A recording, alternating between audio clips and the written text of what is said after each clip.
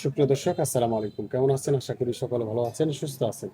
প্রিয় দর্শক, আজকে ময়মনসিংহ থেকে এক বড় ভাই আছেন দেশি মুরগি বাচ্চার জন্য, মানে একটা পরামর্শের জন্য আসছে। তিনি দেশি মুরগি বাচ্চা দিয়ে একটা খামার শুরু করব।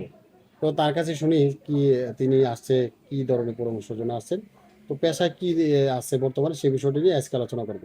অবশ্যই গুরুত্ব সহকারে ভিডিওটা দেখতে থাকেন, ইনশাল্লাহ কিছু হইলেও আইডিয়া পেয়ে যাবেন ইনশাল্লাহ। আসসালামু আলাইকুম ভাই, কেমন আছেন ভাই? এই তো আলহামদুলিল্লাহ ভালো আছেন। আলহামদুলিল্লাহ ভালো আছি। বড় ভাই, আপনি কোথায় থেকে আসছেন?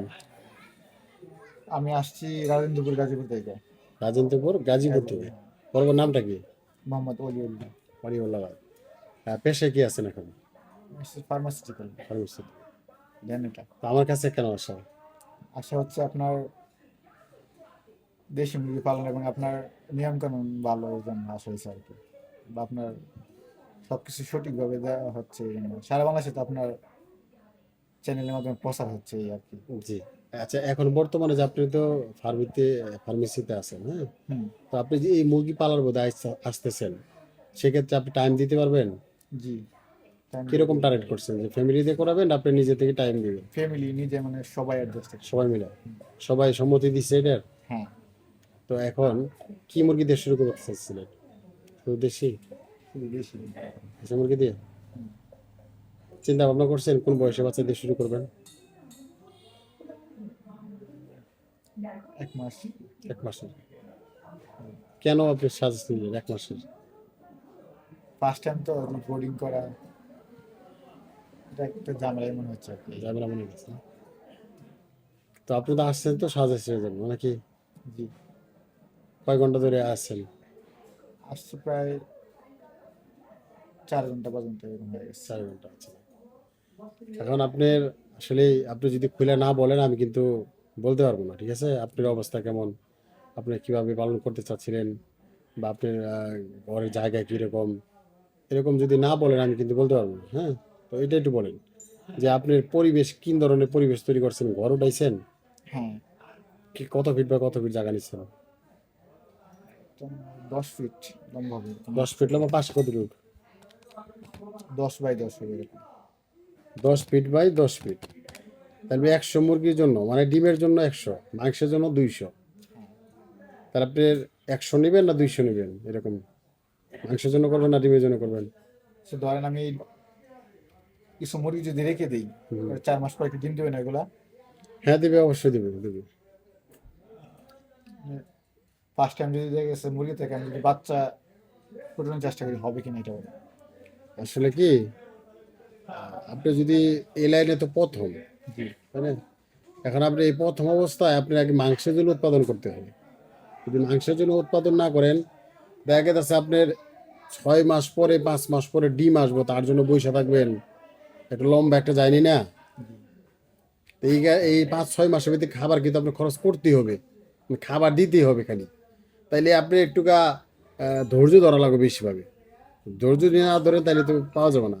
আর এটা করতে পারেন যে না, আমি এলো মাংসের জন্য করতেছি, যেমন 100 মাংসের জন্য করব, 100 ডিমের জন্য করব।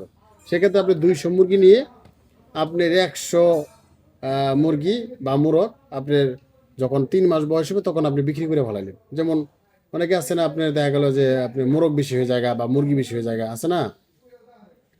তো আপনি যদি মোরগগুলো বেশি হয়ে যায় তাহলে আপনি কি করলেন, 50% মোরগগুলো বেঁচে ফেলালেন। তাহলে আপনার টাকাটা কিন্তু আসলো আসলো না? আসার পর দেখা গেলো যে আপনি আরো 100 মুরগি যে ডিমের জন্য পোস্ট করতেছেন, আপনার জন্য কিন্তু ইজি হয়ে যাবে, ইজি হবো না? জি। অর্ধেক পথ যাওয়ার পরে যদি আপনার টাকা অ্যামাউন্টটা আসে, খাবারের খরচটা এসে গেল না, আপনার কাছে ইজি লাগবে। তা আমি বলি যে আপনি যদি যখন ডিমের ক্ষেত্রে যাবেন, মানে ডিমের পর্যায়ে যাবেন, তখন আপনার 100 জায়গায় 200 নিতে হবে। কেউ যদি টার্গেট করে 500 মুরগি, সেক্ষেত্রে এনি জানি 700 মুরগি করে। কেউ যদি 300 টার্গেট নেয়, সে যেন 450 করে, এরকম, হ্যাঁ? যেহেতু আপনার টার্গেট হচ্ছে 100, তাহলে আপনি কী করতে হবে, 200 মুরগি নিতে হবে। 200 মুরগি নিয়ে আপনার আহ, ওই যে 3 মাস বয়স করার সময়, 3 মাস যখন বয়স হবে তখন আপনি হইলো সেল করে লাবেন। আর যেগুলো বড় বড় জাতের, যেমন মুরগি বোধে কিন্তু ওখানে বড় ছোট বড় জাত থাকে, তাই না? কতগুলা আপনি দেশি মুরগি বাউই জ্যাক থাকে, কতগুলো একটু সাইজে বড় থাকে, হ্যাঁ? সেগুলো আপনি দেখে শুনে কালারগুলো দেখে আপনি এক সাইডে রাখলেন। সেখান থেকে আপনি বাচ্চা যখন উৎপাদন করবেন তখন কিন্তু আপনার আপনার অরিজিনাল যে একটা কালার সেটা কিন্তু থাকবে, থাকবে না? জি। কালার থাকবে, মোরগগুলো বড় বড় মোরগগুলো রাখবেন, এগুলো দেখতে সুন্দর দেখা যায়, এগুলো রাখলে আপনি দেখা যায় ওখান থেকে ডিম উৎপাদন করলে আপনার জন্য ভালো হবে। দেশি মুরগির সাথে কি আবার ফার্ম পালা যায়? আর দেশি ফার্মে পড়ায় সেম কাছাকাছি, হ্যাঁ, রোগবালাই বিষয় করে সেম দেশি কাছাকাছি, কিন্তু দুইটা একাত্র না পালাটাই বেস্ট। আপনি যদি পালেন এরকম একটা ঘর আছে, আপনি মাঝখানে বাউন্ডারি করে একদিকে দেশি রাখলে, এক সাইডে আপনি ফার্মিং রাখলেন, হ্যাঁ।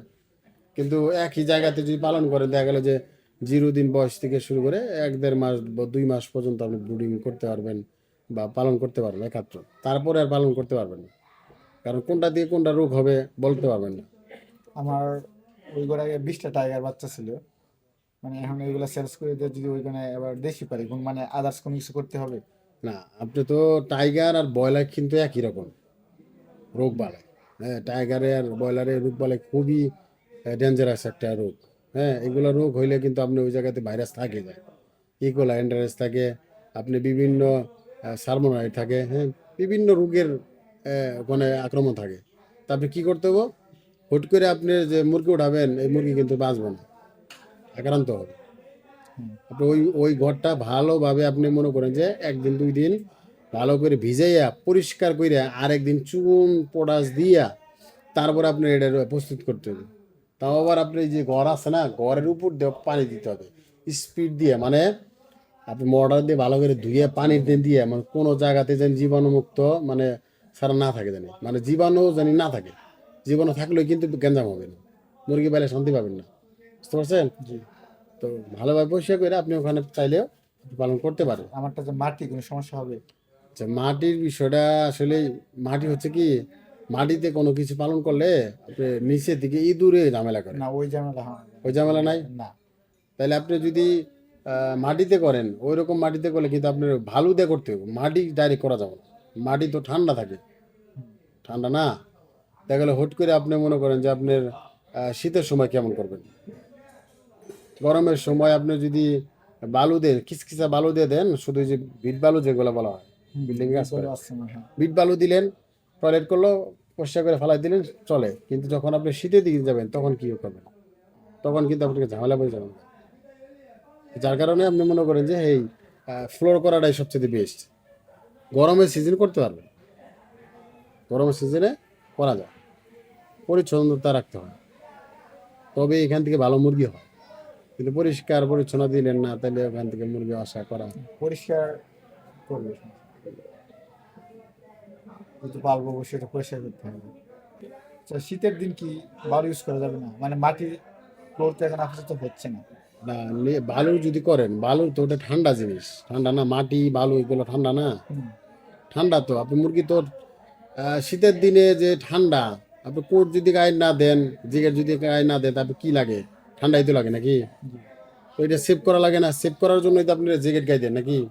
তো যার কারণে আপনার আপনার ওই ওই জায়গাতেও এই কাজটাই করা লাগবে, মানে আপনার শীতের দিনে সবসময় বাঁশ বাইন্ধে দিতে হবে, যদি ফ্লোর ওইরকম থাকেও বাঁশ বাইন্ধে দিতে হবে, লম্বা লম্বায়, এদিকে বাঁশ এদিকে বাঁশ এদিকে বাঁশ, তাহলে উপরে উঠে থাকে, যদি উপরে উঠে থাকে তাহলে আপনার মুরগি ঠান্ডা লাগবে না।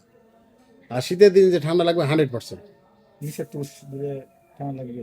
নিচে তুষ দিলে আপনি পর্যাপ্ত পরিমাণ তুষ আপনার দেওয়া লাগবে, মানে পুরো পরিমাণটা বাড়াই দিতে হবে, 1 ইঞ্চি 1.5 ইঞ্চি 2 ইঞ্চি পরিমাণ দিতে হবে। আর শীতের দিন তো আপনার তুষগুলো শুকায় না, ভিজা ভেজা থাকে। আমার কাছে পরামর্শের জন্য আইসেন, আমি আপনার ভুল একটা তথ্য দিয়ে দিলাম, আপনি একটা ক্ষতিগ্রস্ত হলেন, এটা কি আমি দিব কোন? না। এটা কি আমার সম্ভব? আমি পারবো না ভাই। আমি যেটা করে আইছি সেটা সলভ করছি, আমি এখন আগের সমস্যায় পড়ছিলাম, সেগুলো থেকে আমি উঠে আইছি। আমি চাই না নতুন কোনো খামারি এই ধরনের সম্মুখীন হয়, এরকম আমি চাই না, কখনো চাই না। এটা প্যারা আছে ভাই, অনেক প্যারা আছে। শীতের দিনে মুরগি ঠান্ডা মুক্ত রাখাটা খুব ভাই খুব কঠিন জিনিস। যদি ফ্লোর করি ওইটা উপরে কিছু দিতে হবে? আচ্ছা, ফ্লোর করলে তারপরে তো আপনি তুষি দিয়ে দিবেন, তাহলে তো আর প্যারা নাই এটা। আর আপনি শীতের দিনে আপনি যদি বাঁশ বাইন্ধে দিতে হবে, বাঁশ বাইন্ধে না দিলে আপনার করতে হবে, এই যে আপনার মাচা করে, বাঁশের মাচা আছে না, সাইডে মনে করেন যে আপনি ইট দাঁড়া করাই দিয়ে ওর উপরে আপনার ভালোভাবে মাচা করে ওটা উপরে দিলে ওখানে সবগুলো মুরগি থাকবে। নেট দিয়ে মাথা করা যায় না? নেট দিয়ে মাছা করা যায়, ওটা কস্টিং খরচ বেশি হয়। বাঁশ দিয়ে করলে ভালো। বাঁশ দিয়ে করলে ভালো। আর উপরে কি ফ্যান লাগবে? না, শীত গরমের মধ্যে কখনোই দেশি মুরগির আপনি ফ্যান লাগে না। যদি আবদ্ধ বলেন তাইলেই আপনার ফ্যান লাগবে। এই ঘরের মধ্যে আপনি দেখেন এক সাইড খোলা আছে, 3 সাইড বন্ধ। তো এই বাতাসটা কোন দিকে বাইরে হবো, এই গ্যাসটা কোন দিকে বাইরে হবো, মানে এদিকে বাইরে যাওয়ার সম্ভাবনা নাই। এই দিক সাইডে যদি ধাক্কা দেয় বা এই সাইড থেকে যদি ধাক্কা দেয় বাতাসটা ওই দিক দিয়ে বাইরে যাবো, তাহলে এখানে কখনো গ্যাস তৈরি হবো না। আর খামার কখনো ওই বন্দি অবস্থা থাকে না, মানে আবদ্ধ চলে না খামার। খামার হচ্ছে খোলামেলা। আর মুরগিগুলো যদি আমি সকালে ছাইড়া দিই, মানে সারাদিন ছাড়া থাকে কোনো সমস্যা? না, সারাদিন সারা থাকলে তো মুরগি ভালোই থাকে সবসময়। মানে উঠান ছাইড়া রাখলাম, ঘাস দিলাম। আপনি শীতের সময় তো আর সবসময় না বাইরে না, রাখতে পারবেন শীতের না। দিন তো ছাইড়া যাবে। এটা সুবিধা দেখা লাগবে না আমার। কতগুলো বাচ্চা দিয়ে শুরু করলে আমার জন্য বেটার হবে? আপনি যেমন টার্গেট করছেন ওই অনুযায়ী আপনি 100 যদি টার্গেট করেন 200 নিতে হবে। আর যদি টার্গেট থাকে 200, আপনি নেওয়া লাগবে 400। মানে আপনি একটা পরামর্শ দিন যে প্রথম অবস্থায় যদি আমার না না, অভিজ্ঞতা নেই। শোনে শোনে, আমাদের একটা যার যার বাজেট এক এক এক রকম। আপনার বাজেট একরকম, আমার বাজেট একরকম। হ্যাঁ, আপনার ক্যাপাসিটি একরকম, আমার ক্যাপাসিটি একরকম। আমার ক্যাপাসিটি আছে মনে করেন যে 10,000 মুরগি পালা আমি, সেখানে আমি 5,000 মুরগি পাললেও আমার কোনো সমস্যা নাই। আচ্ছা কি নাই কি? আপনি এখন ঘর আছে মনে করেন যে এখানে 100 মুরগির ঘর, তা আপনি 100 জায়গায় 200 করতে পারবেন যদি সেটা হয় মাংসের জন্য। ডিমের জন্য হলে তার আপনি 200 করতে পারবেন না। হুম। আর একই খরচে যদি আপনি 200 পালন করেন, অর্ধেক পর্যায়ে যদি আপনি বিক্রি করেন, তাহলে আপনার জন্য ভালো না এটা? জি। আমার সাথে আপনার জন্য ভালো না? হুম। এখানে আপনার ঘর তো ছোট, ঘর তো বড় না। ঘর কি বড়? না। তা আপনি এই কাজটাই করতে হবে।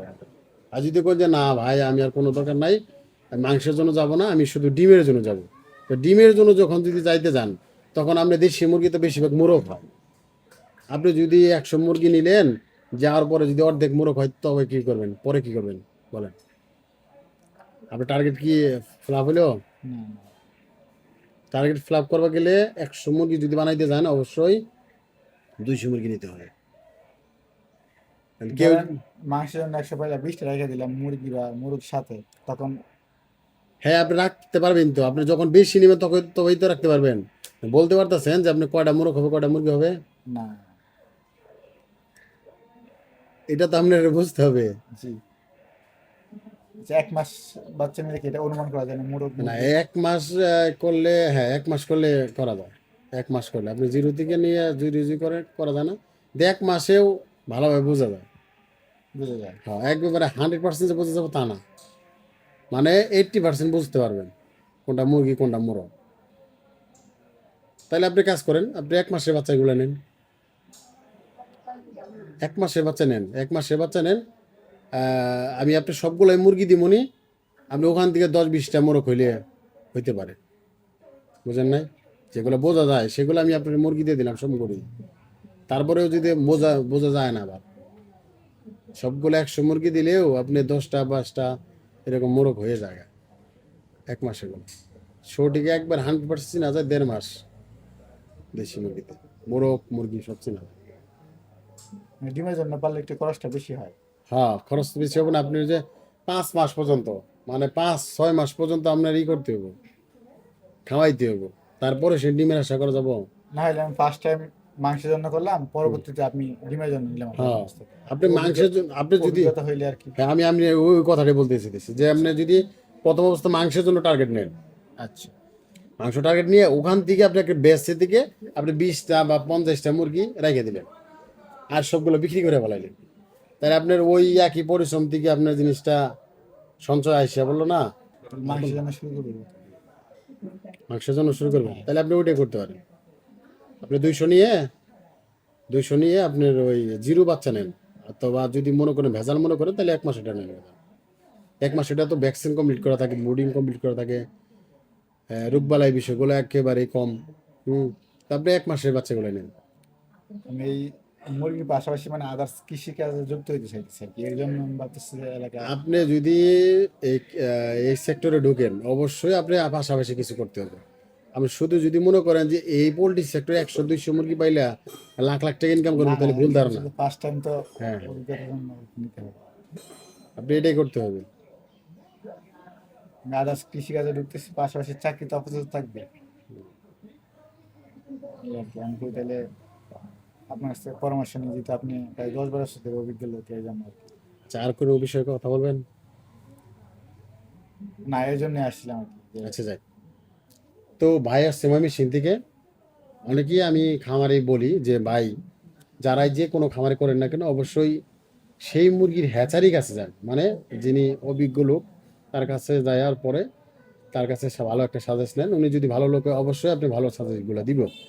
তারপরে দেখেন এখানে কেমন রেজাল্ট আসে। তারপরেও যারা দেশি মুরগি খামার শুরু করছে বা আগে পরে, তাদের সাথে কথা বলেন যে এইখান থেকে কেমন বেনিফিট আসে। হ্যাঁ, এগুলা দেখে শুনে আপনি যদি করতে পারেন, ইনশাল্লাহ এই সেক্টরটা পর্যন্ত পরিমাণ টাকা আছে। এগুলো দিয়ে যে ভালো জাতের মুরগি নিয়ে খামার শুরু করতে পারেন, ভালো লোকের কাছ থেকে সাজেস্ট নিয়ে, ভালো পরামর্শ নিয়ে যদি শুরু করতে পারেন, ইনশাল্লাহ সেখান থেকে ভালো টাকা ইনকাম করতে পারবেন ইনশাল্লাহ। ভাই কিন্তু ফার্মেসিতে আছে, তার পাশাপাশি কিন্তু দেশি মুরগি খামার শুরু করবে। কিন্তু ওনার ইচ্ছাই হলো যে আমি একটা ভালো সাজেস্ট নিয়ে কিভাবে কি করলে ভালো হয়, ওই অনুযায়ী কিন্তু একটি খামার শুরু করবে। তো ভাই, আপনি তো আসলেন, এখানে আসার পরে আপনি দেখলেন, বুঝলেন। আপনি নতুনদের উদ্দেশ্যে কি বলেন? আপনি তো একটা চাকরি করতেছেন। সব সময় তো আসলেই চাকরিতেই সব কিছু হয় না, হয় কি? না, পাশাপাশি কিছু না করলে এখান থেকে বাইর হওয়া যায় না, বা এখান থেকে ভালো একটা ইনকাম পাওয়া যায় না। পাওয়া যায় কি? না, তো বর্তমান চাকরি হচ্ছে আসলে দাসত্ব, ঠিক আছে। জি, আমাদের কৃষি সেক্টর আপাতত ধ্বংস হয়ে যাচ্ছে, বা পরবর্তী প্রজন্ম যারা হচ্ছে, বা কৃষকের ছিল তো কৃষক হচ্ছে না, বা সাহস পাচ্ছে না কেউ। So বাইরে গিয়ে আমরা ঠিক কৃষিকাজ করতেছি, বা আদার্স দেশে আমাদের জন্য কৃষিকাজের জন্য নিয়ে যাচ্ছে। তাই একটা সময় আসবে যখন আমরা চাকরি করে 50-60 যাই পাই কেন, তা ওষুধের পিছনে খরচ করতে হবে। তাই আমরা প্রাকৃতিক উপায়ে শাক সবজি বা আদার্স যাই চাষ করি কেন, যদি কৃষক চাষাবাদ না করে, তাহলে আমরা যতই টাকা ইনকাম করি না কেন, আমরা খায়া বাঁচতে পারবো না। এটা হচ্ছে নিয়ম। এর জন্য সবারই চাকরির পাশাপাশি কৃষিকাজ বা পড়ালেখার পাশাপাশি কৃষিকাজে যুক্ত হওয়াটা দরকার পরবর্তী প্রজন্মের জন্য। যাই, বার জন্য দোয়া করবেন। ভাই সুন্দর কথা বলছেন। সবাই যদি চাকরি করে, উদ্যোক্তা কি হবে? হ্যাঁ, তো আমাদের মতো ছোট ছোট খামারি যারা আছেন, যারা উদ্যোক্তা হতে চান, ইনশাল্লাহ ভাইয়ের মতো করে উদ্যোক্তা হতে পারেন। দেখেন এখানে কি আছে। হ্যাঁ, তো আজকের মতো এখানে ভিডিওটা শেষ করছি। বার জন্য দোয়া করবেন, সবাই ভালো থাকবেন। আসসালামু আলাইকুম।